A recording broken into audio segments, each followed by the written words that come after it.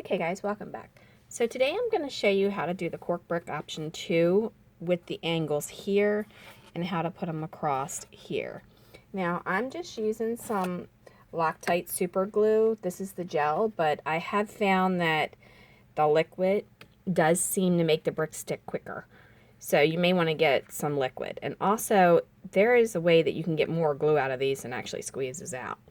If you pop the bottom off and then you pull this off and unscrew this, you can actually take out the tube that is inside of here. It's really easy to do. I can show you. I should use a pair of pliers, but I don't have any down here. So that just comes off like that. And as you can see, there's just a tube of glue in there. So if you hold that and then you take your pliers and, well, not unscrew that, but let me get a pair of pliers because I can't do it with my hand. Hold on.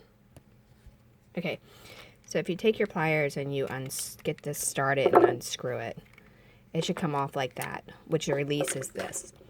Now, when it was in here, I couldn't get any more glue out of this. But as you can see, this is pretty full. It's got lots more glue in there. Okay, so once you have your glue released, just go ahead and run a bead of it over here. Just kind of get that little area. You don't need a whole lot. I mean, like 1 or 2 little lines is perfect. And then I always put my lid back on my glue. That way it doesn't dry that tip out because this stuff dries super fast. All right, once you have that, then you want to take your scissors and you want to determine your angle. Now I'm going to hold this even with that, and then I'm just going to go along the edge, and that's how I'm going to get my angle, right like that. However, I'm not going to use this piece just yet. I am going to go in the middle of the piece that I want to be even with this brick. Not this row, but this row. And then I'm going to set it on there.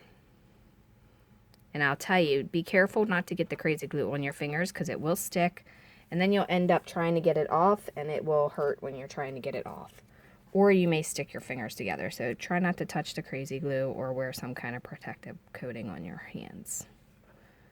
Okay, so once those two set up, then you want to take this piece that you cut with the angle and you want to measure how far over you need to cut. And then cut it with this side with the point touching. You may want to cut it straight, and I didn't cut it straight. Let me cut that corner right there.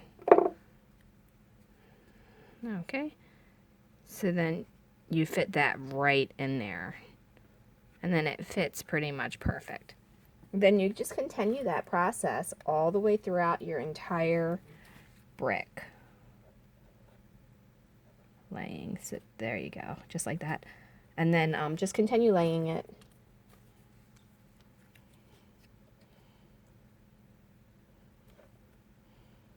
Now, if you get to the point where it's close together and you're losing your line, it's probably because you cut these bricks crooked or you've have them going up somewhere along the line. Don't worry about that because once it's dry, you can go back and fix that to where it's not noticeable. Just don't cut your wires if you have wires behind it.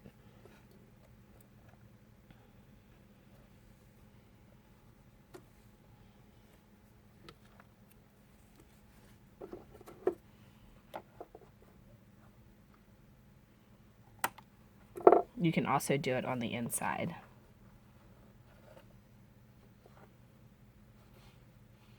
Because you're just going to get this angle. That's all you need. Okay, so now we're going to let that set up for just a second, and I'm going to get my box knife. I'm using one of these little adjustable ones to go up and down, and then it has this little piece that locks. I actually got 3 of these in a pack for $1 at Dollar Tree. It ends up being cheaper than buying the blades, believe it or not.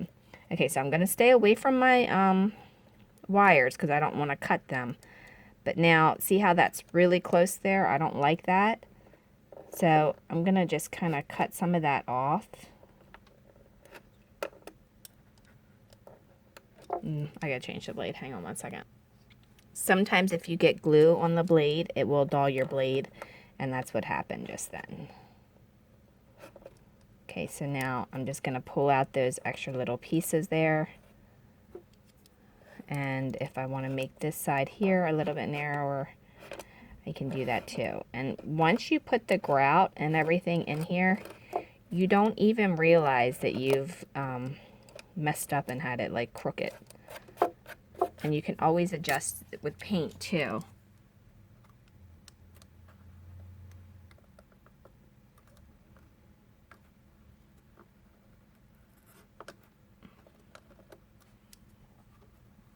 Okay, so that's all you need to do for all of that. And then the next step would be to get some plaster of Paris, and then you're going to mix it up with a color that you want your grout to be. But remember, you're mixing it with white, so white will actually end up being a lot lighter when it dries.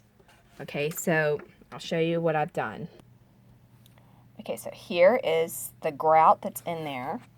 And then here's where I've started to paint it with the second coat, because there's a whole painting process. And then this side is completely done over here. So you can kind of see how that is finishing up, and then how the corners look really smooth, and they're going around. And one thing I will say, if you're doing a corner, you want a long one here and a short one to start out here, so it looks like that brick is at the edge. So if you do long here, then it should be short here. So every other one should be short, tall, short, or short, long, short, long. And then that's it for that. Now I will show you how to grout this, and then how to still get your grooves, because when you grout it, what's going to happen is it's going to fill in this, and then you're not going to have any contour here. There's not going to be any depth. It's going to all be solid. So I have to show you how to get this back down once you put the grout in there to get that. But once you get all of your stuff done, well, rather not stuff, but bricks, once you get them all laid, you want to give it a good coating of whatever color that you want to paint it.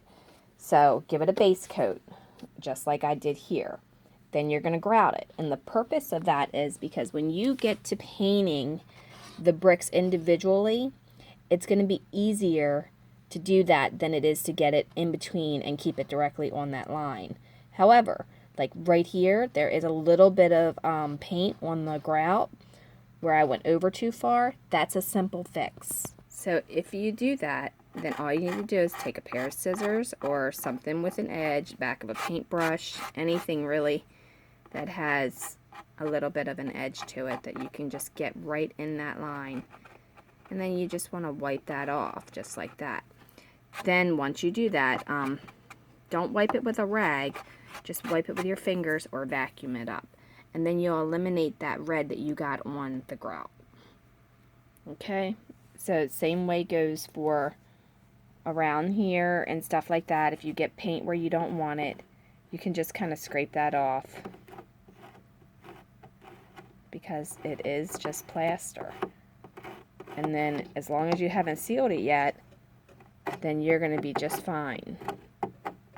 You know, you can use an X-Acto knife, you can use the end of a paintbrush, anything that has a little bit of a point will work. Alright, so that's that for that, and then I will show you how we're going to grout this in the next video, and then how to get it back down to where you have two different levels again. Alright, well, thanks for watching, and don't forget to follow Dollhouse Miniature Madness and tutorials for more DIY. And if you want to see this dollhouse progress, it's going to be the 50s diner. So that's going to be coming with the rest of it. If you want to see how we transform the inside with all the stuff, just keep watching. You'll see the booths and everything else. There's tutorials for that. So if you want to see those, check those out as well. All right, dollhousetutorials.com. You will find all of your free templates and stuff there. So we'll see you soon. Have a great day.